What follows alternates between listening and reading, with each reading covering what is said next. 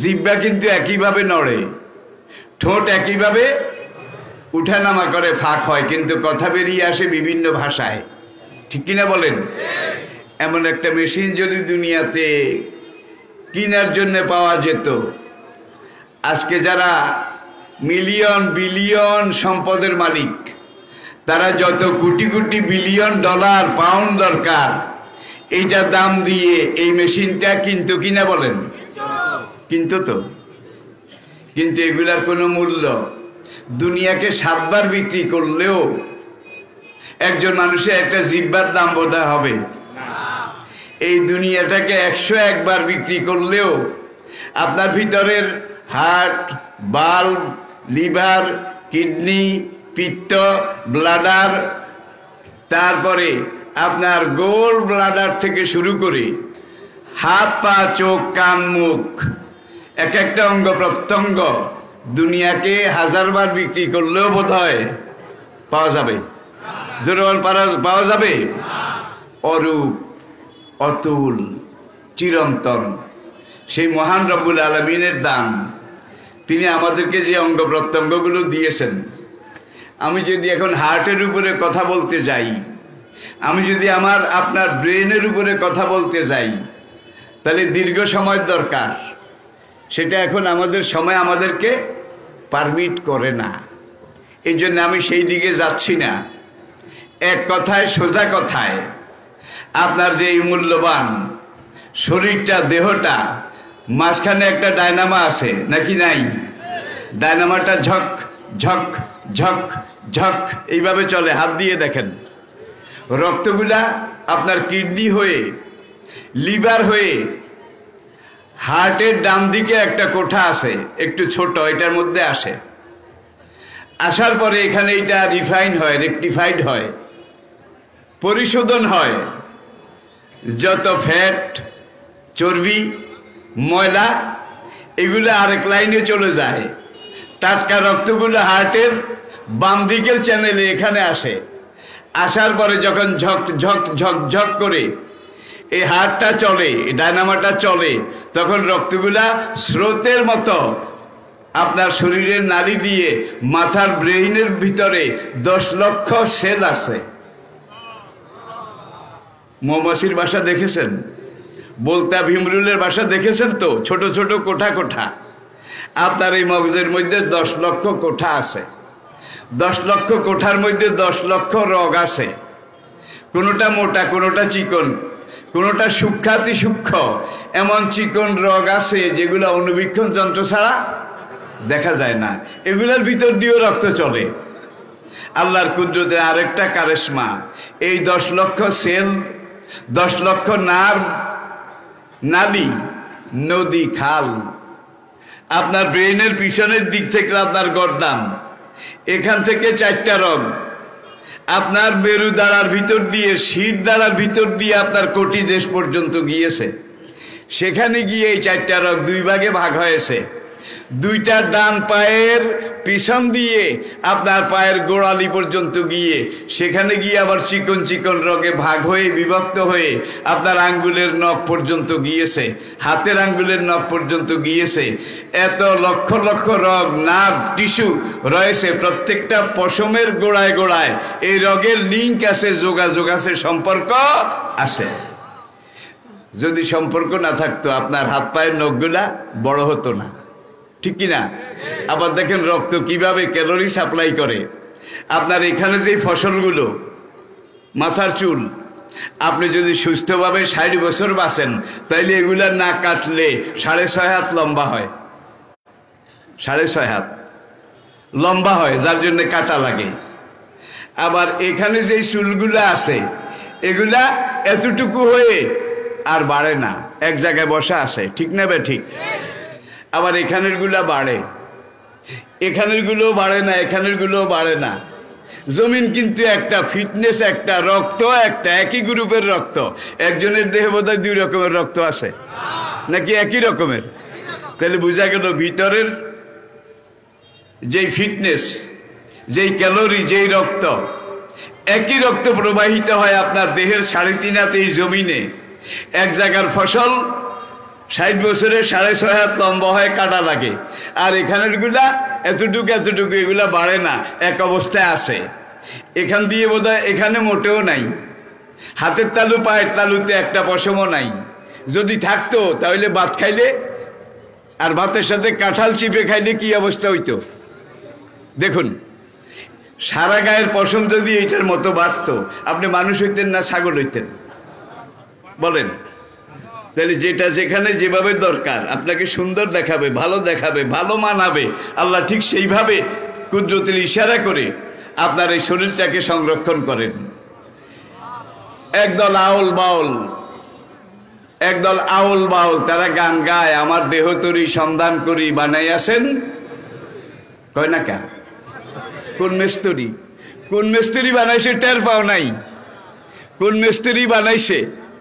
মানুষ যদি তার নিজের দেহের দিকে একবার চায়, এই যে 4টা রোগের কথা বলেছি, মাথার এই সেল থেকে আপনার পায়ের আঙ্গুল পর্যন্ত গিয়েছে, মাঝখানে শিরদাঁড়ার ভিতর থেকে হাজার হাজার লক্ষ লক্ষ শাখা প্রশাখা, খালনাল, মোটা চিকন মাঝারি, চুলের চাইতে চিকন সূক্ষ্ম রগ আপনার প্রত্যেকটা পশমের গোড়া গোড়া এগুলাকে স্পর্শ করেছে। সেখানে ক্যালোরি, ভিটামিন সাপ্লাই করে। যদি না করতো তাহলে পশমগুলা মরে যেত, ঝরে যেত। ওদের খানাও আপনার এই রক্ত যোগান দেয়। এরপরে এখান থেকে যে নার্ভগুলো ডান দিক দিয়ে বাম দিক দিয়ে এই মূল 4টা রোগের শাখা হিসাবে গিয়েছে, দেখুন এটা আঁকা বাঁকা, উঁচু নিচু, জিগজাগ। একবার একটা রোগ এইভাবে গিয়ে উপরে গিয়েছে, সেখানে গিয়ে আবার নিচে নেমেছে, সেখান থেকে ডাইনে, সেখান থেকে বামে। পাহাড়ি পথে যারা চলাচল করেছেন দেখেন যে সেখানে সাইনবোর্ড আছে, উপরে উঠতে হবে, নিচে নামতে হবে, জিগজাগ, আঁকা বাঁকা। এই রক্তগুলা যে এইভাবে আঁকা বাঁকা রগের ভিতর দিয়ে পুরা দেহ এইভাবে চলে। মাঝখানে কোথাও সাইনবোর্ড আছে বোধহয়? ট্রাফিক পুলিশ তো আছে যে এইদিকে যাইতে হবে, এইদিকে যাইতে হবে, এরকম কোনো নির্দেশনা আছে নাকি? নাই। আল্লাহ পাকের এক ইশারা, ইন্নামা আমরুহু ইযা আরাদা শাইআন আইয়াকুলা লাহু কুন ফায়াকুন। এখন এই যে একটা 3.5 হাত শরীর, এটা শুকরগুজারির জন্যে আমাদেরকে আল্লাহ পাক দিয়েছেন 5 ওয়াক্ত সালাত, আলা ওয়াক্তেহা, ওয়াক্ত মতো, ঠিক মতো। 12 মাসে 1 মাস রোজা। তৌফিক যদি থাকে তাহলে আপনাকে উদ্বৃত্ত সম্পদের একটা অংশ যাকাত হিসাবে যারা অভাবী, রিক্ত, নিঃস্ব তাদেরকে দিতে বলেছেন। তৌফিক যদি থাকে, সফরের সাধ্য যদি থাকে, তাহলে জীবনে অন্তত একবার আল্লাহর ঘর বাইতুল্লাহ জিয়ারত, হজের কথা বলেছেন, ঠিক কিনা বলেন? চোখ দুইটা যেদিন জন্মগ্রহণ করেছেন সেদিনই ডিউটি শুরু করেছে। জন্মগ্রহণের সঙ্গে সঙ্গেই বাচ্চা এইমাত্র ভূমিষ্ঠ হয়েছে, দেখেন যে চোখের পলক মারে, এইভাবে চায়। এই যে মাইকটা দেখুন, জন্মের পরে 1-1.5 বছর পর্যন্ত বাচ্চা কথা বলতে শিখে না, তারপরেও মুখ জিরায় না, এটা বোধহয় করে না, এগুলা বোধহয় কথা না। আস্তে আস্তে কথা শিখে, কথা শিখার পরে সে একজন কথা বলার মতো লোক যখন হয়, আপনি আপনার এই মাইকটা ঘরে বাজাইলেন, বাইরে বাজাইলেন, হাটে ঘাটে, মাঠে ময়দানে, দোকান পাটে, আল্লাহর দেওয়া এই মাইকটা আপনি 70 বছর পর্যন্ত ব্যবহার করলেন, কয়দিন খাজনা দিছেন? আর এই মাইকের ব্যাটারি কয়বার পাল্টাইছেন?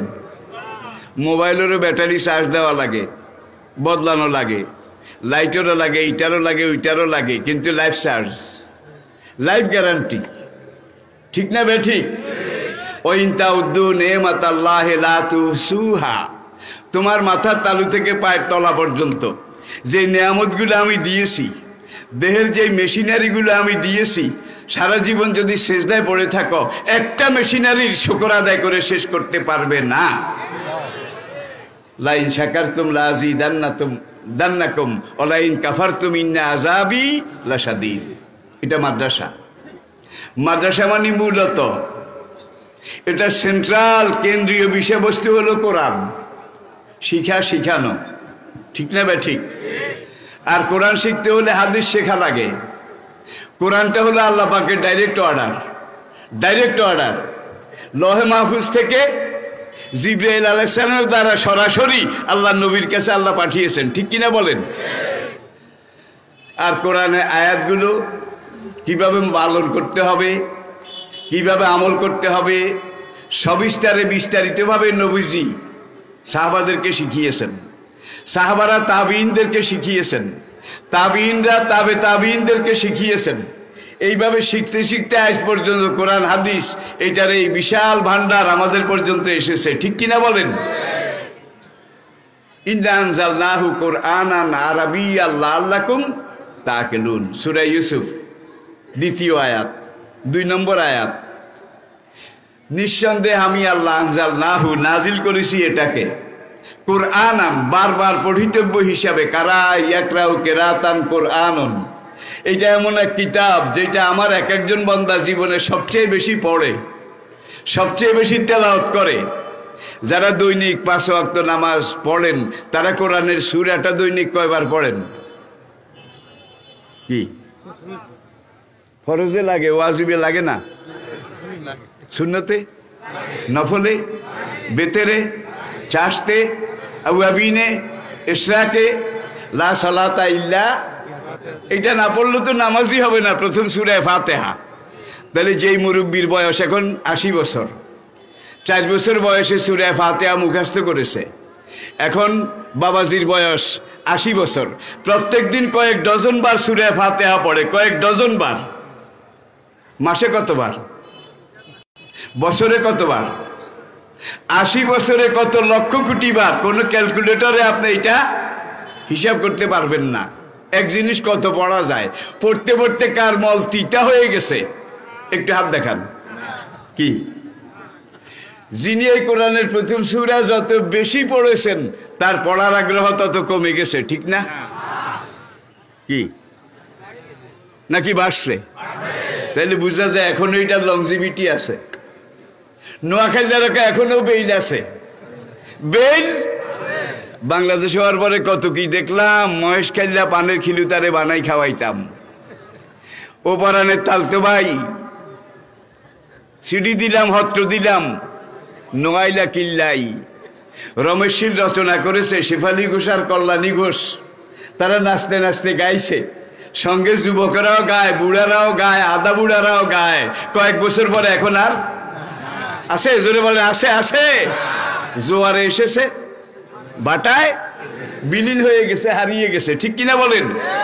১,৫০০ বছর আগে এই কোরআন এসেছে, ১,৫০০ বছর আগে।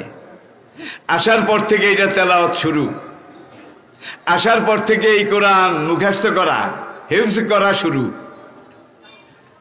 বালাজুরির বর্ণনা অনুযায়ী, আহমদের রাওয়ায়াত অনুযায়ী, বিদায় হজ্জের দিন আরাফাত ময়দানের দক্ষিণ পূর্ব কোণে রাসূল যখন জীবনের সবচেয়ে লম্বা বক্তব্য, লম্বা ওয়াজ করেছিলেন 27 মিনিট।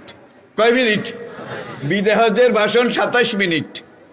আর এইটার আগে হুজুর ওয়াজ করতেন 1 মিনিট, 1.5 মিনিট, 2 মিনিট, 5 মিনিট, এর বেশি না। বয়স তবে জাওয়ামিল কালেম। হুজুর বলেন আমাকে পাঠানো হয়েছে, আমার কথা কম কিন্তু কথার ব্যাখ্যা দুনিয়াব্যাপী। আল্লাহু আকবার। বে জাওয়ামিল কালেম। যে বিদায় হজ্জের ভাষণকে বলা হয় মানবাধিকারের মহাসনদ। আজকে জাতিসংঘ বলেন, ওআইসি বলেন, দুনিয়ার বিশ্বের সংস্থাগুলো বলেন, তারা সবাই স্বীকার করে ১,৫০০ বছর আগে এই কোরআন যখন এসেছিল, কোরআন অনুযায়ী নবী সাহাবায়ে কেরাম তাদেরকে কোরআন শিখিয়েছেন প্রথম, ঠিক না ভাই? ঠিক। সাহাবায়ে কেরাম কোনো স্কুল কলেজে পড়েছে না? কোনো স্কুল কলেজ ছিল না, কিচ্ছু ছিল না। মসজিদ নববীর বারান্দায় খেজুর পাতা, খুরমা খেজুর পাতায় ঘেরান করা, উপরে খেজুর পাতার ছাউনি একটা অংশ, সোফা মাদ্রাসা। এখানে যখন কম থাকতেন সাহাবা তখন 70 জন, আর যখন বেশি থাকতেন হোল টাইমার দিন রাত এখানে থাকতেন। আর রাসূলের কাছে কোরআন শুনতেন, কোরআন বুঝতেন, কোরআন শিখতেন, কোরআন মুখস্থ করতেন। কোরআনের বাইরে আল্লাহর কসম তারা কিছু পড়েন নাই। আমি কি বুঝাতে পেরেছি? তারা এই কোরআন দিয়ে যেতে যেতে 500 বছরের ইতিহাসের দিকে আসেন। জ্ঞানে মুসলমান সবার উপরে উঠেছে কোরআন শিখে, বিজ্ঞানে সবার উপরে কোরআন শিখে, রাষ্ট্রবিজ্ঞানের সবার উপরে সামরিক বিদ্যায় সবার উপরে, শৌর্যে, বীর্যে, আদর্শে, ঐতিহ্যে, ভদ্রতায়, নম্রতায়, কালচারে, সিভিলাইজেশনে, সাহসিকতা, বীরত্বে, তাহজিবে, তমদ্দুনে মুসলমান জাতি দুনিয়া সবার উপরে ছিল নাকি ছিল না? কোরআন যতদিন তাদের ভিতরে ছিল, মুসলমান সবার উপরে ছিল। মুসলমান জাতির সামনে দাঁড়াতে পারে। তখনকার রোমান সাম্রাজ্য, পারস্য সাম্রাজ্য, সুপার পাওয়ার দুইটা। কোরআন যখন এসেছে, সাহাবায়ে কেরাম কোরআন নিয়ে ময়দানে ঝাঁপিয়ে পড়েছেন। রোমান পারস্য সাম্রাজ্য তুলার মতো উড়ে চলে গেছে, নিশ্চিহ্ন হয়ে গেছে, কোরআনের কাছে সারেন্ডার করেছে। নবী জীবনের দায় নিয়ে ঘর ঘেরাও করে করেছে, নেতারা নবীকে খতম করার জন্য এসেছিল, ঠিক কিনা বলেন? জিবরাইল বললেন, আপনি পায়ের নিচ থেকে এক মুঠা বালু নেন, নিয়ে সাহাতিল ওযু পড়ে আপনি এই বালুটা নিক্ষেপ করেন। নবীজি বালুটা নিক্ষেপ করলেন বিসমিল্লাহ পড়ে একদিকে, আর আল্লাহর কুদরতের ইশারায় এটা চলে গেল বালু ঘরের চারদিকে। বালুগুলাকে, প্রত্যেকটা ধূলিকণাকে আল্লাহ বারুদের কণায় পরিণত করে দিলেন। যে কুরাইশ নেতারা নবীকে শেষ করার জন্য তলোয়ার নিয়ে, শানিত কৃপান নিয়ে ঘর ঘেরাও করেছে, কোথায় তলোয়ার, কোথায় কি, কোথায় টার্গেট, কারে মারবে, গেলাম রে গেছি রে, চোখ গেছে রে, এই চোখ গেছে রে করতে করতে আবু বকরকে নিয়ে হুজুর বেরিয়ে গেছেন। কুরাইশরা জানতো মদিনা ইসলামের একটা ব্যাকগ্রাউন্ড। গত কয়েক বছরে বায়াতে রেদওয়ান, এখানে বায়াতে উলা, বায়াতে সানিয়া, মদিনার কিছু লোক তারা জানতো নবী হিজরত করে মদিনার দিকে যাবেন। এটা সব কুরাইশ নেতারা জানতো। এখন হুজুর তো চলে গেছেন, তাকে আর পাওয়া গেল না। পরের দিন সকালে দারুণদাতে মিটিং, ধররে মাররে, 100 উট পুরস্কার দেওয়া হবে যে মুহাম্মদের মাথা কেটে এনে জমা দিতে পারবে। এখন তারা শুধু উত্তর দিকে টোকায়। কোন দিকে? কারণ মদিনা উত্তর দিকে। আর ওরা জানে মদিনার আনসাররা এইভাবে এসে এসে নবীকে দাওয়াত করেছে, উত্তর দিকেই যাবে। কিন্তু হুজুর ঘর থেকে বাইরে গেছে দক্ষিণ দিকে। সাওর পর্বতের গুহা, মক্কা শরীফ থেকে, হারাম শরীফ থেকে 9 কিলোমিটার দক্ষিণ দিকে। এখন ওরা টোকায় উত্তর দিকে, নবী গেছে দক্ষিণ দিকে। 3 দিন 3 রাত নবী আবু বকরকে নিয়ে সেখানে। 3 দিন এরা মদিনা পর্যন্ত পই করে খুঁজেছে। সোরাকার ঘটনা আপনারা জানেন। সোরাকা বনু মুদলাস গোত্রের এক রণদুর্মদ কাফের যুবক। সে এক জায়গায় এসে ইয়াম্বুর কাছাকাছি, এখানে এসে নবীকে পেয়ে গেল, আবু বকরকে পেয়ে গেল। এখন সে হত্যা করবে, কল্লা নিয়ে কাফেরদের কাছে জমা দেবে, 100 উট পুরস্কার পাবে। তার ঘোড়ার পাও ডেবে গেল, বালির মধ্যে কোমর পর্যন্ত ঘোড়া ডুবে গেল। বহু চেষ্টা করলো, ঘোড়া যত লড়ে তত বালির মধ্যে ডাবে, যত লড়ে তত ডাবে। সে ঘোড়া থেকে লাফ দিয়ে পড়লো, তার কোমর পর্যন্ত ডুবে গেল। শুধু ডুবে যায় নাই, অর্ধাঙ্গ নিচের অঙ্গ অবশ হয়ে গেছে। সোরাকা বেচারায় কয়, এতদিন তোমাকে মোহাম্মদ বলতাম, আজকে তোমাকে নবী বলতে আমি বাধ্য হচ্ছি। হে নবী মোহাম্মদ, আমারে বাঁচাও, আমি আর তোমার কোনো ক্ষতি করব না। রাসূল থামলেন। সোরাকা বালির ভিতর থেকে নবীর দোয়ায় উঠল। উঠার পরে সামনে গেল। সামনে যাওয়ার পরে নবী জিজ্ঞাসা করে, সোরাকা তুমি কেন এসেছ? হুজুর এটা তো পরিষ্কার, আপনার কল্লার জন্য এসেছি। পারলে নাও না, পারলে কল্লা নেও না, কল্লা তো আমার এখানে হাজির। সোরাকা বলে, আর কল্লা নেওয়া লাগবে না। যে শিক্ষা একটু আগে আমি পেয়েছি, আমার ঘোড়া এখনো বালির নিচে ঢুকে আছে। আপনি যে আল্লাহ রাসূল, এই ব্যাপারে কোনো সন্দেহ নাই। আমি পড়ে নিচ্ছি, লা ইলাহা ইল্লাল্লাহু মুহাম্মাদুর রাসূলুল্লাহ। নবী ছোট্ট করে একটা কথা বললেন, হে সোরাকা, যেদিন বর্তমান বিশ্বের সবচেয়ে বড় সুপার পাওয়ার কেসরা ইরান রাজার সোনার মুকুট, মণিমুক্তার মুকুট, এটা তোমাকে পরানো হবে। যেদিন পারস্য রাজার জামা কোট, এগুলা তোমার গায়ে পরানো হবে। যেদিন পারস্য রাজার তলোয়ার তোমার কাঁধে লটকানো হবে, সেই দিনটা কেমন হবে? দেখছেন কারবার। নবী মাত্র হিজরত করছেন, হিজরতের পরে নবীজি 13 বছর জীবিত ছিলেন, ঠিক না ভাই? ঠিক 13 বছর। মক্কা বিজয়ের দিন সুরাকা মক্কাতে এসে নবীর সাথে দেখা করলো। দেখা করে বলে, ইয়া রাসূলুল্লাহ, আমি এই সুরাকা। কোন সুরাকা? ওই যে ঘোড়ার পাও কি ডেবে গেছিল। নবী ছোট্ট করে বললেন, মা বালুকা ইয়া বুনাইয়া, বাবা সুরাকা তোমার খবর কি? হুজুর, আপনি না কইছিলেন ইরান রাজার পোশাক আমারে পরানো হবে। এখন তো এত বছর, এক যুগের বেশি হয়ে গেল, ইরান রাজাও পাইলাম না, ইরান রাজার পোশাকও পাইলাম না। নবীজি বললেন, আগামী 6 থেকে 7 বছরের ভিতরে ইরান রাজার পোশাক তোমার গায়ে উঠবে। আবু বকরের 2 বছর গেল খেলাফতের। উমর রাদিয়াল্লাহু তাআলা আনহু খেলাফতের মাঝামাঝি সময়ে মুসলমানরা যখন পারস্য আক্রমণ করলো, লোহিত সাগর এটা পার হয়ে পশ্চিম পাড়ে পারস্য আক্রমণ করে, সেই পারস্যের বাদশা হরমুজ সে যখন মুসলমানদের হাতে নিহত হলো, তার রাজটুপি, যেই টুপির মধ্যে বর্তমান যুগের billion million crore crore million ডলারের মণিমুক্তা ছিল, যার জামার বুতম গিলা ছিল এমন মহামূল্যবান মণিমুক্তা হীরা জহরতের, যার প্রত্যেকটা পোশাক আশাকে রাজকীয় পোশাকগুলার দাম বোধহয় এই যুগে বিল গেটসের কাছেও নাই। বিল গেটসকে তো জানেন, বর্তমান বিশ্বের সেরা ধনী। আরে ভাই বলবো, 2019 ডিসেম্বরে আমেরিকা, ফ্রান্স, ব্রিটেন, জার্মানি এই 4টা দেশ মিলে একটা জরিপ করলো যে এই পৃথিবীর মধ্যে সম্পদের মালিক সবচেয়ে ধনী ব্যক্তি কে? কোরআনে আল্লাহ পাক ইরশাদ করেছেন, ইয়া আইয়ুহাল্লাযীনা আমানু ইযা কিলা লাকুম তাফাসসাহু ফি মাজলিসিন ফাফসাহু। যখন মজলিসে মানুষের বসার জায়গা হয় না, এই সময় তোমাদেরকে যদি বলা হয় একটু সামনে আগাও, যারা বসতে পারেনি তাদেরকে বসার ব্যবস্থা করে দাও, ফাফসাহু, সঙ্গে সঙ্গে তোমরা সামনে এগিয়ে এসে পিছনের লোকদেরকে জায়গা করে দেবে। ইয়াফসাহুল্লাহু লাকুম, তাইলে আল্লাহ বেহেশতে যাওয়ার, জান্নাতে যাওয়ার রাস্তা তোমাদের জন্য পরিষ্কার করে দেবে। আল্লাহ হাসরের আদালতে জান্নাতে যাওয়ার রাস্তা আপনাদের জন্য পরিষ্কার করে দেখে। এটা কি চান? দাঁড়াবার দরকার নাই, বসে বসেই আগান না, কাকড়ার মতো কচ্ছপের মতো যিনি একটুও নড়বেন না, তিনি কিন্তু এই নিয়ামতটার ভাগ পাবেন না।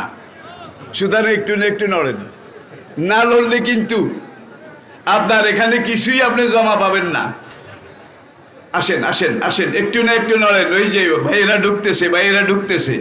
আমি কিন্তু বেশিক্ষণ কথা বলবো না, আমি মাযুর, আপনারা জানেন। 2 সপ্তাহ আগেও আমি হাসপাতালে ছিলাম, কেবিনে ছিলাম। আপনারা দোয়া করেছেন, সারা বাংলাদেশ দোয়া করেছে, পুরা দুনিয়াবাসী দোয়া করেছে। সেই দোয়াটাই আমার জন্য সবচেয়ে বড় পাওয়া। বয়স এখন 82 বছর। আমার ভাই সাইদ সাহেবের জন্ম 1940, আমার জন্ম 1940। মাসের হিসাব আমার কাছে ছিল না। সেদিন হাসপাতালে তার ছেলে শামীম সাইদি আসলো আমাকে দেখার জন্যে, আমাদের একজন কেন্দ্রীয়, গোলাম পরোয়ার সাহেব সহ। আসার পরে এখন সাইদি সাহেবের ছেলে শামীম আমাকে জিজ্ঞাসা করে, চাচা আপনি তো আব্বার একেবারে জীবনের দীর্ঘ সময়ের সাথী। আমরা শুধু সাথী না, আমার রুকনিয়াতের শপথ আর সাইদির রুকনিয়াতের শপথ একই তারিখে 1974-এ ইডেন হোটেলে আমরা 2 ভাই একত্রে রুকনিয়াতের শপথ নিয়েছি 1974-এ। সেই থেকে আমরা আলহামদুলিল্লাহ শপথ করা কর্মী। এখন সাইদ হিসাবের বয়স তো 82 বছর, আমার বয়সও কাকতালীয়ভাবে 82 বছর। কেমনি মিলে গেছে দেখেন। শপথ একই তারিখে, মরহুম আব্দুল খালেক রহমতুল্লাহ আলাই, তার হাতে আমাদের 2 ভাইয়ের শপথ হোটেল ইডেনে একই দিনে হয়েছে।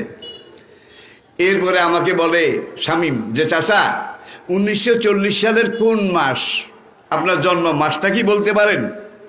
আমি বললাম, বাবা তখন ইংরেজি ক্যালেন্ডার, ইংরেজি মাস, এটা গ্রাম বাংলার, বাবা মাদের জানা ছিল না। তবে আম্মা বলেছে আমি যে 1940 সালে জন্মগ্রহণ করেছি তখন ফাল্গুন মাস ছিল। কি ফাল্গুন মাস? সেখানে আমার আব্বাও তো 1940-এর ফেব্রুয়ারি মাস। এই ফেব্রুয়ারি আর এই ফাল্গুন, জন্ম একই মাসে, দাওয়া কাজও দেশে বিদেশে একত্রে, ঠিক কিনা বলেন? অদৃষ্টের নির্মম পরিহাস। আপনারা বোধহয় ভয় পাইছেন, নিরাশ হয়েছেন। যারা দিনের দায়ী, দিনের রায়, দিনের নকিব, দিনের মুজাহিদ, তাদের জন্য একটা সুসংবাদ। দুঃখ করো না হারানো ইউসুফ, কেনানে আবার আসিবে ফিরে। দলিত শুষ্ক এ মরুপূর্ণ হয় গুলিস্তা হাসিবে ধীরে। সময় আসতেছে ইনশাল্লাহ, সময় আসতেছে। আই রিপিট বিদ্রোহী কবির এই উক্তি, দুঃখ করো না হারানো ইউসুফ, কেনানে আবার আসিবে ফিরে। দলিত শুষ্ক এ মরুপূর্ণ হয় গুলিস্তা হাসিবে ধীরে। যে সাহাবায়ে কেরামদেরকে মক্কা থেকে এত নির্যাতন করে, অনেক সাহাবার শরীরে চামড়া ছিল না, কোন কোন সাহাবার শরীরে অনেক জায়গায় গোশত ছিল না, আগুনে পুড়ে পুড়ে জ্বালিয়ে জ্বালিয়ে গোশতগুলা পর্যন্ত জ্বলে গেছে, হাড্ডি দেখা যাইতো, বাইরে থেকে শরীরে হাড্ডি দেখা যেত। এই মুসলিম মুসলমানদেরকে আল্লাহ লাতাদ খুলান্নাল মসজিদ আল হারামা ইনশাআল্লাহ ইন্না ফাতাহনা লাকা ফাতাম মুবিনা। আল্লাহ বোধহয় বিজয়ের বেশে মক্কাতে ফিরে আনেন নাই, জোরে বলেন। মুসলমানরা এসে ঢুকছে সংখ্যায় 10,000। কত? 10,000। স্লোগান নারায়ে তাকবীর, আল্লাহু আকবার। এখন আবু জাহেল, উতবা, ওলিদ, মুগিরাস, রবিয়া, সাহেবা, উমাইয়া, 24টা বুখারী কিতাবুল মাগাজি খুলে দেখেন। আরবা ইশরুনা মিন সানাদিদে কুরাইশ, কুরাইশের 24 জন বড় বড় নেতা বদরের খাতায় আল্লাহ দপ্তরে জমা হইয়া গেছে। শুধু একটা আসিল, আবু সুফিয়ান। এই একটা ছাড়া সব ইসলামের প্রথম জেহাদে আল্লাহর খাতায় জমা হয়ে গেছে। আল্লাহ পারে নাকি পারে না? তারা সংখ্যা 1000। তাদের সাথে নায়িকা আছে, গায়িকা আছে, নর্তকী আছে, গান বাজনা আছে, মদ আছে, শরাব আছে, উল্লাস আছে, আনন্দ আছে। আর মুসলমান 313 জন, তার মধ্যে তলোয়ার আছে 9 খান। 313 জনের মধ্যে তলোয়ার মাত্র 9 খান। এরপরে তীর আছে কয়েক মুঠি, বর্ষা আছে 9টা। সাহাবারা কেন্দ্রে কেন্দ্রে আসে, ইয়া রাসূলুল্লাহ আমাকে অস্ত্র দেন। হুজুরের চোখ দিয়ে পানি পড়তেছে, শ্রাবণের বৃষ্টির মতো। আমি কোথায় অস্ত্র পাবো? মক্কাতে মার খেয়ে জীবনটা হারিয়ে জর্জরিত দেহ নিয়ে মদিনায় পালিয়ে এসেছি, কিন্তু এখন ওরা আমাদের গায়ের উপরে এসে আজকে কলাটা নিয়ে যায়, কাল মূলাটা নিয়ে যায়, পরশু এসে কাঁচা খেজুরগুলা সব কেটে ফেলে রেখে যায়। এইভাবে মদিনায় আসার সঙ্গে সঙ্গে ওরা মক্কা থেকে গ্রুপে গিয়ে শুধু ডিস্টার্ব করে মুসলমান যেখানে পায় ধরে নিয়ে বন্দি করে মক্কায় নিয়ে যায়। ঠিক না বে ঠিক? সহ্য কত করা যায়। এইদিকে গেলে আবার আমার ওই দিকের আলোচনা থেকে যাবে। খেয়াল আছে তো শোরাকার কথা। এখন নবী শোরাকাকে মক্কা বিজয়ের দিন বললেন যে শোরাকা আর অল্প। আমি যে বলছি ইরান রাজার পোশাক তোমাকে পরানো হবে। ওমরের খেলাফতের মাঝামাঝি সময়ে যখন ইসলামের বীর মুজাহিদেরা লোহিত সাগরের পশ্চিম পাড়ে গিয়ে মিশর আক্রমণ করলো, হরমুজ মারা গেল, সেই দুর্দণ্ড সেই যুগের কি আমেরিকার এক প্রেসিডেন্টের পতন হয়েছে। নাম কি? উত্তর কোরিয়ার কিম যুবক হইলেও ঠেলা আছে। সেটা আমেরিকার এটা প্রেসিডেন্ট না, এটা বুড়া দামলা বুড়া। আর বর্তমানে যেই প্রেসিডেন্ট নির্বাচন হয়েছে, 7টা মুসলমান দেশের উপরে নিষেধাজ্ঞা ছিল। প্রথম দস্তখতে এই মুসলমান দেশের উপরে নিষেধাজ্ঞাগুলা প্রত্যাহার করেছে। আল্লাহর রহমতে লক্ষণ ভালো। সে তো মুসলমানের তালতে পাইও না, মানতে পাইও না। বাইডেন সে দেখছে এটা অন্যায়, এটা জুলুম, সে প্রথমবারই এটা ক্যান্সেল করেছে। তাইলে আল্লাহর রহমতে সময় কথা বলবে, ঠিক কিনা বলেন? এখন সব গনিমত আসলো। হায় মণিমুক্তা, হীরা জহরত, সুপার পাওয়ারের সম্পদ কি না ছিল। এখন মসজিদে নববীর সামনে এগুলা সব স্তূপ করা হলো। ওমর রাদিয়াল্লাহু তাআলা আনহু, মুসলিম জাহানের আমিরুল মুমিনিন, খলিফাতুর রাসূল, খলিফা আমিরুল মুমিনিন, তিনি মসজিদ থেকে বের হয়ে লাঠি দিয়ে এইভাবে লাড়ে। দেখে যে হীরার হার, মণিমুক্তার হার, সোনার হার, লুলু মারজান, এটার মালা ওমরে লাড়ে। আর কয়, যারা এই মহামূল্যবান সম্পদগুলো পারস্যে সেখান থেকে গনিমত হিসেবে নিয়ে এসেছে, তারা খুবই আমানতদার। এত মূল্যবান সম্পদ এরা বাইতুল মালে জমা না দিলেও তো পারত।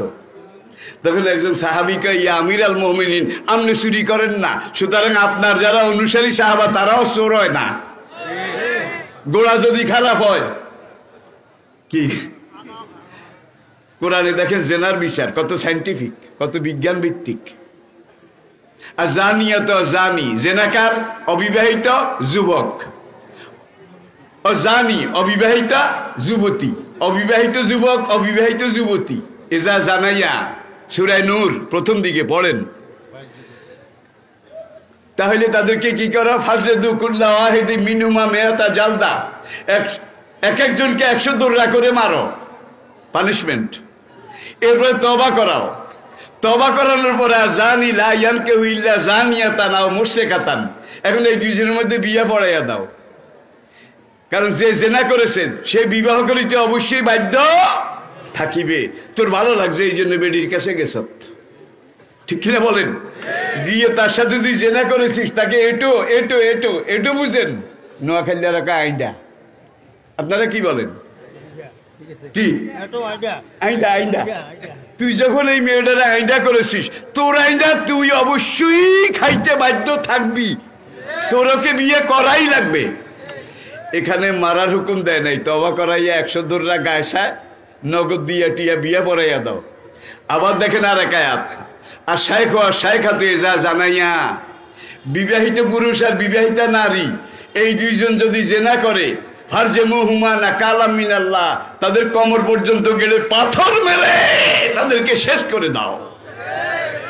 একই জেনা বিবাহিত দুইজনে করেছে, তাদেরকে জানে মারে নাই, 100 দৌড়া মেরে বিয়ে পড়াইয়া দিছে। আর পরের দুইজন বিবাহিত, তারা জেনা করেছে। এখন কোরআন ফৌজদারি আইন, জুডিশিয়াল ল, দণ্ডবিধি, কোমর পর্যন্ত গেলে শেষ করে দাও। তাহলে বিচার দুই রকম হইল কেন? কত সূক্ষ্ম ফিলোসফি এখানে। আগের দুইটা ছিল অভাবসোর, আগের যে দুইটা জেনা করেছে এই দুইটা অভাবসোর, কারণ অবিবাহিত। আর শেষে বিবাহিত যে দুইটা জেনা করেছে স্বভাবসোর। কি অভাবসোরে দেশের বেশি ক্ষতি করে না। আপনার ক্ষেতের একটা মূলা নিয়ে যায়, একটা করলা নিয়ে যায়, আপনার জালের একটা কই মাছ নিয়ে যায়, জাতির কোনো ক্ষতি হয় না। কিন্তু স্বভাবসোর যারা, তারা স্প্রিং এর চেয়ারে বসে, এসি রুমে বসে এক এক কলমের খোঁচায় কোটি কোটি কোটি কোটি টাকা নিয়ে যায়, চুরি করে। এরা কি অভাবসোর নাকি স্বভাবসোর? স্বভাবসোরের বিচার হয় না। গেলাম ব্রিটেন, আমেরিকা, জার্মানি, ফ্রান্স, এরপরে করোনার আগে আমি ছিলাম পূর্ব বেল্টে, Singapore, Malaysia, south Korea, Japan. এই প্রত্যেকটা অমুসলিম দেশে দেখলাম দুনিয়ার বড় বড় আমলা নেতা তাদের second home, second home, second home বুঝেন কি? জাপানের মতো দেশে জায়গা কিনে একটা বাড়ি করা, যেই পরিমাণ পয়সার দরকার ভাই, এটা কইলে আপনারা ডরাইবেন, 3 বার বুকে স্যাপ দিবেন। বেতন আর কত?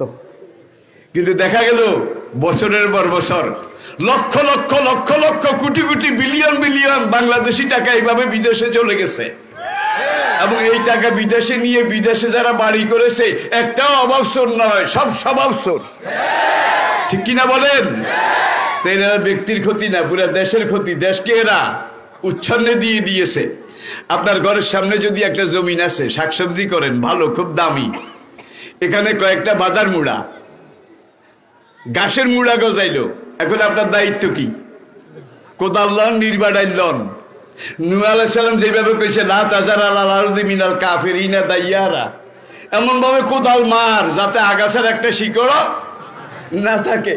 এইভাবে এটাকে যদি উপড়াই ফেলেন তাহলে জমিনটার মধ্যে আর বালা নাজিল হবে না, আর আগাছা বাড়বে না। আর যদি আগাছাগুলাকে রেখে দেন, দর্শনের সেঞ্চুরি উদযাপন করা হয়েছে, বিচার করা হয় নাই। দিনের বেলা রাজপথে মানুষ কুপিয়ে মেরেছে, বিচার করা হয়নি। আবরারকে সারা রাত পিটাইতে পিটাইতে মরার পরেও পিটাইছে। কোনটার বিচার হয়েছে? কোনটার? তাইলে এই বনের মুড়া যদি আপনি না উপড়ান তাহলে পুরো জমিন কি হবে? জঙ্গলে আগাছায় ছেয়ে যাবে। আমাদের আল্লাহর কসম তাই হয়েছে। এখন শাস্তির আইন করেছে, যারা ধর্ষণ করে তাদের মৃত্যুদণ্ড। এই মৃত্যুদণ্ড দিয়ে কিচ্ছু হবে না। সংসদে আইন পাশ হয়েছে, কিন্তু দর্শন দিন দিন বাড়তেছে। ঠিক না ঠিক? ঠিক না ঠিক? মানুষের তৈরি আইন, এটা দিয়ে কোনো যুগে শান্তি আনা যায় নাই। শান্তি যদি আনতে চান বাইতুল মুকাররমের সামনে বিবাহিত একটা নর আর নারী যদি জেনা করে, সেখানে কোরআন বলছে দেশের লোকদেরকে আগে পাবলিসিটি করো, তারা আসুক, স্টেডিয়ামের উপর থেকে দেখুক, বাইতুল মুকাররমের ছাদ থেকে দেখুক, বঙ্গবন্ধু এভিনিউর বিল্ডিং থেকে দেখুক, জেনা করেছে তাকে কিভাবে শাস্তি দেওয়া হয়। একটারে যদি এইভাবে রজম সঙ্গেসার করা হয়, বাকি যেগুলো আছে দর্শনকারী সবগুলার আমির হামজা নিজে নিজে ক্লোজ হয়ে যাবে, আর কল্লা বাইর করবে না। ঠিক না বে ঠিক? এইটা আমার আলোচনার বিষয় নয়। শেষ একটা কথা বলে আমি শেষ করছি। আমার সন্তান প্রতিম, পুত্র প্রতিম ময়দানে আজকে যারা কথা বলে, তারা আমরা দুইজনের রুহানি সন্তান। কিন্তু কি আমাদের দুই ভাইয়ের রুহানি সন্তান। সারা বাংলাদেশে যেখানে যাই তারা আমাকেও আব্বা ডাকে, আমি তাদেরকে ছেলে বলে ডাকি। তারা অনেকে আমার কদম বুসি করে, সরাইতে চাইলে সরাইতে পারি না। আমার সেই সার্থক ছেলে আপনাদের সামনে আসতেছে, মাওলানা মোহাম্মদ মাহবুর রহমান দিলওয়ার। আপনারা তার কথা আগেও শুনেছেন। এনার্জি আছে, স্ট্রেংথ আছে, ফিটনেস আছে, যৌবন আছে। ভাই আমি তো আউটডেটেড,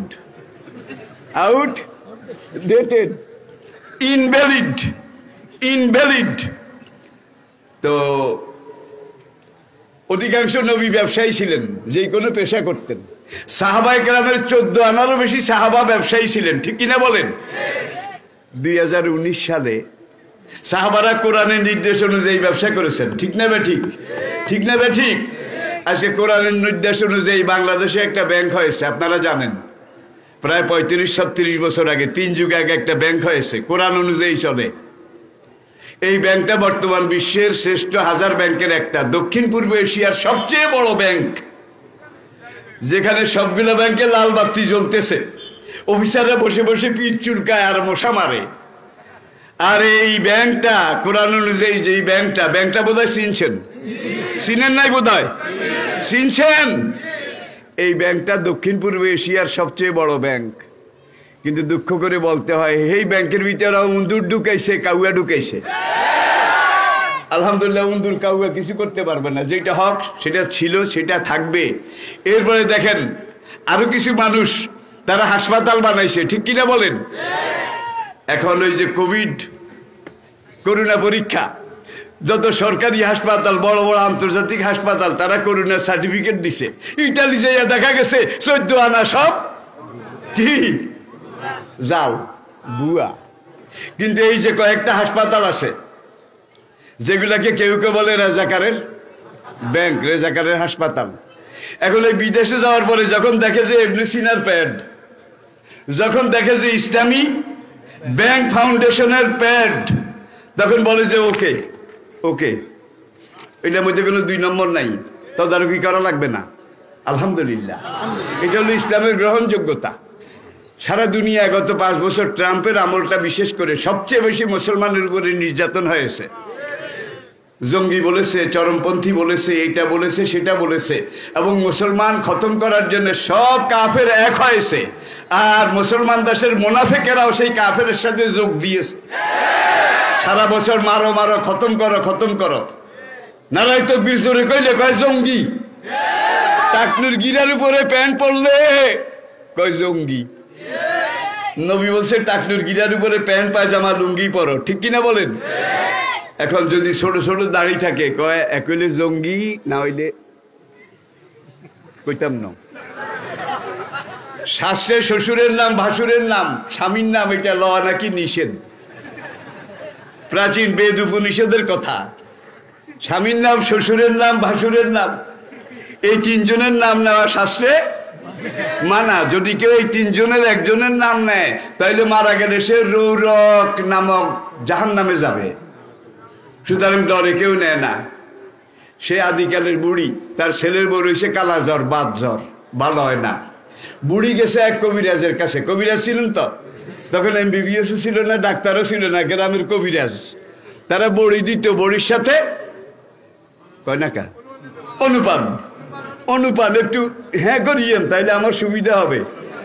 অনুপান দিছে 3টা বড়ি দিয়া, কয় নিম গাছের ছাল শিলপাটায় বেটে মধু মেখে চেটে চেটে খেতে হবে। রিপিট, নিমের ছাল শিলায় বেটে খাও মধু, মধু মেখে। এখন বড়ি নিয়ে বুড়ি বাড়ির দিকে রওনা করছে। কদ্দুর যাওয়ার পরে খাইছে রে খাইছে, অনুমান যে 3টা দিছে। বুড়ির শ্বশুরের নাম নিমাই চরণ। এইটা যদি আমি বলি বউকে, তাহলে আমার ধর্ম নষ্ট হয়ে যাবে। বাসুরের নাম শিলাব্রত। এখন নিমের সাল শিলায় বাড়তে কইছে, কিন্তু বুড়িকে এখানেও তো আটকিছে। স্বামীর নাম মধুসূদন। এখানে তো আরো সব শেষ। এইবার বুড়ি বাড়িতে গিয়ে বোরে বড়ি বুঝাইয়া দেবে, এই অনুমান মিশাইয়া খাইতে হবে। কিন্তু নাম 3টা যদি কয়, তাহলে বুড়ির ধর্ম টর্ম সব শেষ। এখন এই 3জনকে হাজির করেছে, শ্বশুর ভাসুর স্বামী। এখন বউর সামনে কয়, বউ আমার দিকে চা, এনার ছাল তেনায় বেটে। প্রথম নিমের গায়ে হাত দিছে, নিমের ছাল, ইনার ছাল তেনায় বেটে, মানে শিলপাতায় বেটে খাও মধু উনায় সেটে। মধুসূদন, মধুসূদন। ভাই সময় আসবে। আমার যতগুলো মাহফিল ছিল, আমি তো অসুস্থ, গত 20 দিনের মাহফিল তো একটাও করতে পারিনি। যেগুলো করেছি অর্ধেক মাহফিল আমি করতে পারিনি, আমাকে করতে দেওয়া হয়নি। এটা আপনারা জানেন।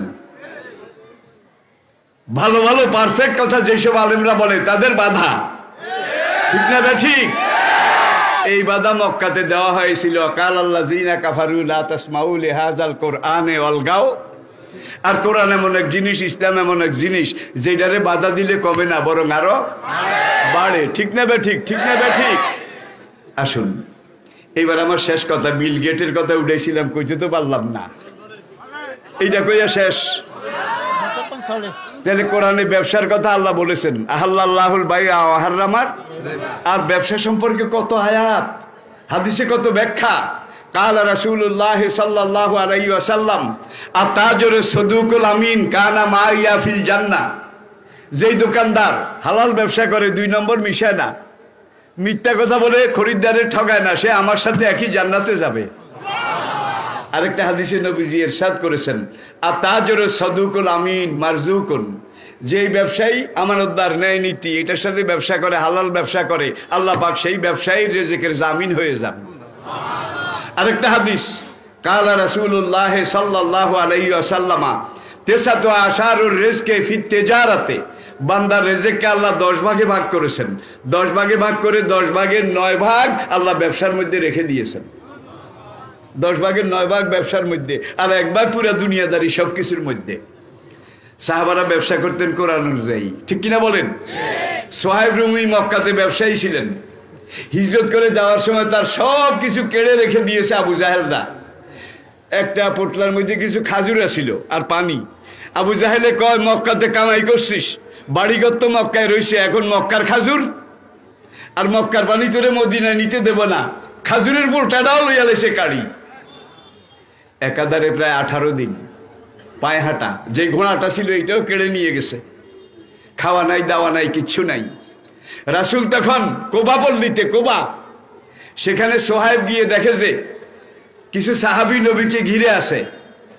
আর নবীর সামনে এক সাহাবী একটা পাত্রে কিছু খেজুর এনে দিয়েছে। নবী নিজেও খেজুর খান, সাহাবীরাও খেজুর খান। সোহাইব সেখানে গিয়ে, হারে 19 দিনের উপাস। কয় দিনের? এখন রাসূলের সামনে গিয়ে খাজুর লয় আর খায়, লয় আর খায়। নবীরে সালামও দেয় নাই। এখন চোখ দোলরা লাল। এক সাহাবীকে, ইয়া রাসূলুল্লাহ হাজা সোহাইব। হুজুর, সোহাইবের চোখ উঠছে, চোখটা বুঝেন? চোখ লইছে। আর তখনকার আরবে চোখ লইলে চর্বিযুক্ত খেজুর খাওয়া নিষেধ ছিল। আমাদের ছোটকালে দেখছি জ্বর হইলে ভাত বন্ধ। কি এটা বুড়ারা বলতে পারবে, জ্বর হইলে আর ভাত খাইতে দিত না। এখন কিন্তু এসব নাই। এখন হুজুরে দাহু দাহু, তাকে খাইতে দাও, তারে খাইতে দাও, তাকে খেতে দাও। সোহাব খাইছে যদ্দূর পারছে। খেজুর খাইয়া টাইয়া যখন একটু আদা পেডি হয়েছে, তখন খেয়াল হয়েছে, তখন আসসালাতু আসসালামু আলাইকা ইয়া রাসূলুল্লাহ। এরপরে নবী কয়, সোহাব মক্কা থেকে রওনা করার পরে তুমি যে ব্যবসা করেছো আল্লাহর সাথে, তোমার ব্যবসা কি লাভবান হয়েছে? সোহেব বলে, ইয়া রাসূলুল্লাহ, আমি তো বুঝলাম না। একটু আগে জিবরাইল এসে আমাকে বলে গেছে, অমিনান নাসে মাইয়াশরি নাফসাহু ইবতিগা মারদাতিল্লাহ আল্লাহু রাউফুম বিল ইবাদ। হে নবী, আপনার সাহাবার মধ্যে এমন সাহাবারাও আছে যারা জীবনের বিনিময়ে সব কিছু কাফেরের হাতে সুপর্দ করে রিক্ত নিঃস্ব হয়ে চলে আসছে। সোহেব তার মধ্যে একজন। মদিনে এসে আবার ব্যবসা শুরু করেছেন। ব্যবসা শুরু করার পরে সোহেবের ব্যবসার মধ্যে আল্লাহ এত বরকত দিছে, এত বরকত দিছে। হিজরত করার প্রথম পর্যায়ে মুসলমানরা অভাবে ছিল, আপনারা জানেন। আনসাররা সবকিছু ভাগযোগ করে খাওয়াইছে, তারপরেও তো কোনো কুল কিনারা যখন পায়নি, তখন সোহেব মদিনা এসে আবার ব্যবসা শুরু করেছেন। ব্যবসা আল্লাহ এত বাড়িয়ে দিয়েছে, মারজুকুন মারজুকুন, এত বরকত আল্লাহ দিয়েছে। সোহেবের কাছে কোনো অভাবী যদি জাকাতের জন্য আসতো, আর সোহেব যাকে সবচাইতে কম যাকে দান করতেন, কমটা এত কম ছিল যেই ফকির ওই দান গ্রহণ করার পরে তার উপরে জাকাত ফরজ হয়ে যেত। সোহেবের বাড়িতে দিন রাত 24 ঘন্টা চুলা জ্বলতো, দিন নাই রাত নাই, মানুষ আসে আর খায়, আসে আর খায়, আসে আর খায়। ওমর রাদিয়াল্লাহু তাআলা আনহুর খেলাফতের জমানা, সোহেব তখনও জীবিত। কেউ কেউ ওমরের কাছে অভিযোগ করলো যে ওমর রাদিয়াল্লাহু তাআলা আনহু আমিরুল মুমিনিন, সোহেব তার বাড়িতে 24 ঘন্টা চুলা জ্বলে, মানুষের শুধু খাওয়ায়, আর সে যারে সবচেয়ে কম দান করে, কমটা এত কম যে দানটা গ্রহণ করে সঙ্গে সঙ্গে তার উপরে জাকাত ফরজ হয়। মনে হয় সোহেব নামের জন্য এগুলা করে। ওমর তো মেজাজি মানুষ, সোহেবকে ডাকলেন, ডেকে জিজ্ঞাসা করেন, বালাগানি কাজা কাজা ইয়া সোহেব, সোহেব তোমার ব্যাপারে আমার কাছে এই অভিযোগ। সোহেব কয়, কি ইয়া আমিরুল মুমিনিন? কয়, দিন রাত 24 ঘন্টা চুলা জ্বলে, রান্না হয়, খালি খাওয়াও, খালি খাওয়াও, আর তুমি দান করো, যাকে সবচেয়ে কম দান করেছ, কমটা এত কম, ওই ফকির যখন এটা গ্রহণ করেছে তার উপরে জাকাত ফরজ হইয়া গেছে। এত বেশি দেওয়ার দরকার কি? কম দিলে হয় না? সোহেব রাদিয়াল্লাহু তাআলা আনহু বলেন, ইয়া আমিরুল মুমিনিন, আমার নবী আমাকে শিখাইছেন, যে ব্যক্তি চায় আল্লাহ পাক তার রিজিক বাড়িয়ে দেখ, যে ব্যক্তি চায় আল্লাহ তার হায়াত বাড়িয়ে দেখ, ফালিয়াকরিম জয়ফা, সেজন্য আল্লাহর মেহমানদেরকে বেশি বেশি খানা খাওয়ায়। আর সকালবেলা ফজরের পর আমি দোয়া করি, আল্লাহ আজকে যত সম্পদ আসবে সব তোমার রাস্তায় দিয়ে ফেলবো। এসার পরে যখন আমার মন্ডি আড়ত এগুলোর হিসাব আসে, তখন দেখি যে আয়ের কাছে আমার ব্যয় পরাজিত হয়ে গেছে। চিকন কথা, আয়ের কাছে আমার ব্যয় পরাজিত হয়ে গেছে। যা খরচ করেছি তার 14 গুণ, 100 গুণ আরো আসা শুরু করেছে। নবী বলছেন, এই জন্য আমি এইভাবে খাওয়াই। আর অভাবীকে যদি আমি একটা শাড়ি কিনে দেই, একটা কম্বল কিনে দেই, কিছু রিলিফের একটা পোর্টা দেই, তাহলে সারা জীবন সে আমার কাছে আসতে থাকবে, ঠিক কিনা বলেন? এতে তার অভাব যাবে না। সুতরাং এমন দেওয়া দেব আগামীবার যেন তারে দেওয়া না লাগে, তার উপরে জাকাত ফরজ হয়ে যায়, সেজন্য আরেকজনে দিতে পারে, আরো মানুষকে দিতে পারে। এটা নবী আমাকে শিখিয়েছেন, এই জন্য আমি এইভাবে দেই। এবার আসেন বিল গেটস, তার সম্পদ বর্তমান বিশ্বের সবচেয়ে বেশি, সবচেয়ে ধনী, ঠিক কিনা বলেন? 2019 সনের ডিসেম্বরে আমেরিকা, ব্রিটেন, ফ্রান্স, জার্মানি এই 3 দেশের অর্থনীতিবিদের একটা জরিপ করেছে যে অতীতের ইতিহাসে সবচেয়ে বেশি সম্পদের মালিক কে। যীশু খ্রিস্টের জন্মের আগ থেকে কিন্তু কোনো ক্যালেন্ডার ছিল না, কোনো হিসাব ছিল না। যীশু খ্রিস্টের জন্মের পর থেকেই একটা হিসাব, যেটাকে আমরা ইংরেজি সন বলি, খ্রিস্টাব্দ বলি। এর আগের হিসাব এমন ছিল যে নূহ আলাইহিস সালাম আদম আলাইহিস সালামের 10ম প্রজন্ম, ইব্রাহিম আলাইহিস সালাম নূহ আলাইহিস সালামের 9ম প্রজন্ম, বুঝছেন তো? অর্থাৎ নূহ আলাইহিস সালামের 9ম বংশে ইব্রাহিম আলাইহিস সালাম, আদম আলাইহিস সালামের 10ম বংশে নূহ আলাইহিস সালাম। এইভাবে হিসাব ছিল। যীশু খ্রিস্টের জন্মের পর থেকে একটা ধারাবাহিক হিসাব এটা শুরু হয়েছে। আর ইসলামের সাথে দিয়েছে হিজরি ক্যালেন্ডার হিসাব। এখন তারা জরিপ করেছে, জরিপ করার পরে তারা দেখছে বিল গেটস বর্তমানে পুরো দুনিয়াতে ছড়িয়ে ছিটিয়ে থাকা তার যে সম্পদ, বিশ্বের সবচেয়ে বড় ধনী বিল গেটসের সব সম্পদ মিলিয়ে যে সম্পদ পাওয়া গেছে এই সম্পদের পরিমাণ হলো 3.5, আই রিপিট 3.5 বিলিয়ন মার্কিন ডলার। আবার বলছি 3.5 বিলিয়ন মার্কিন ডলার। এই জন্য সে বিশ্বের সবচেয়ে বড় ধনী। কাছে উপরের দিকে একটু টোকাও। টোকাইতে টোকাইতে একজনের পাওয়া গেছে রাসূলের সাহাবী হযরত আব্দুর রহমান ইবনে আউফ, আশারায়ে মুবাশশারের একজন। হযরত আব্দুর রহমান ইবনে আউফ আশারায়ে মুবাশশারের একজন। তার এত ব্যবসা, মক্কায় সবকিছু রেখে হিজরত করছে। রাসূল এক মুহাজিরের বাড়িতে দাঁড়িয়ে দিছে, তুমি এই বাড়িতে থাকো।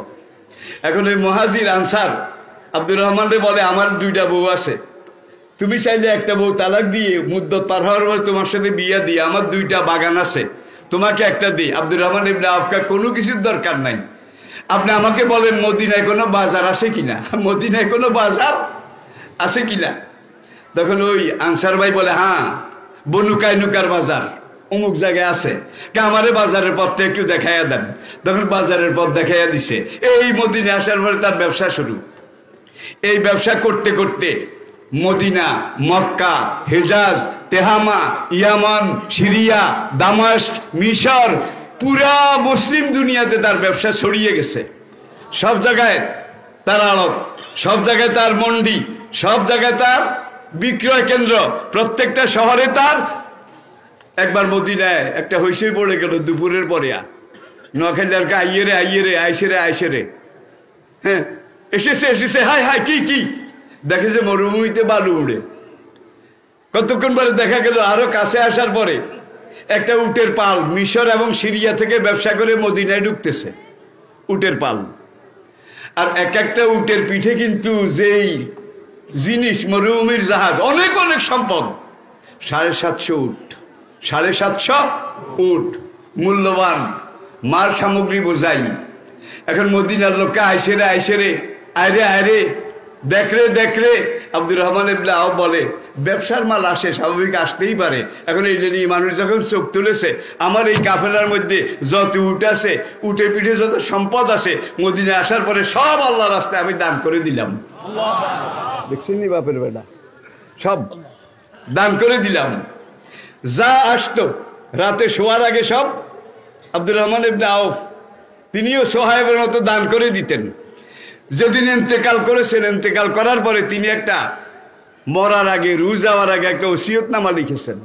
আমি মরে যাওয়ার পরে বিভিন্ন শহর থেকে, বন্দর থেকে, বাণিজ্য কেন্দ্র থেকে আমার যেই মাল সম্পদের হিসাব আসবে, এই সব হিসাব আমি আল্লাহ রাস্তায় দান করার জন্যে এই উইল লিখে আমার সন্তানদের কাছে দিয়ে গেলাম।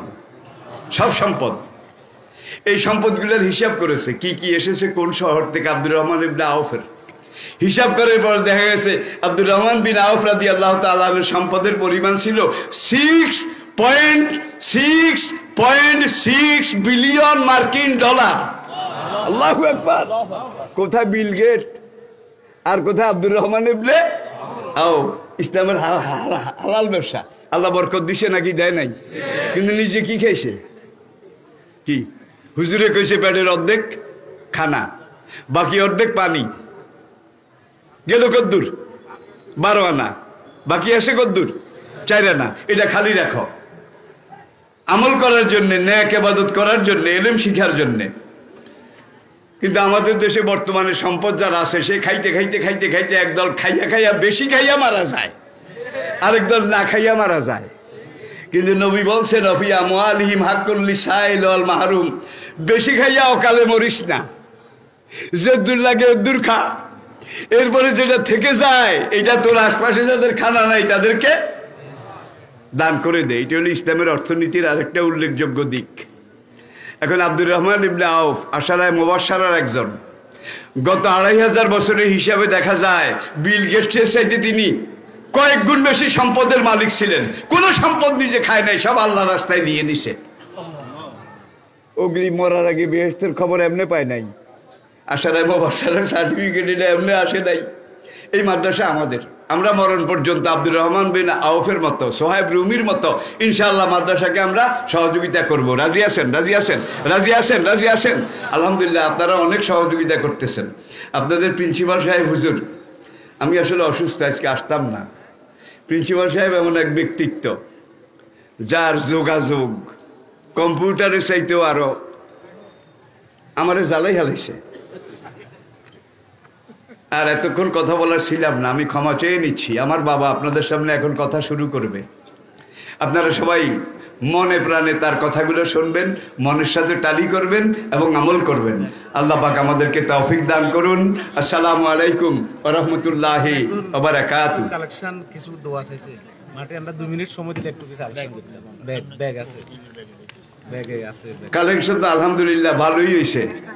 এখন একটা কাজ করি, আরেকজনকে মাইক দেওয়ার আগে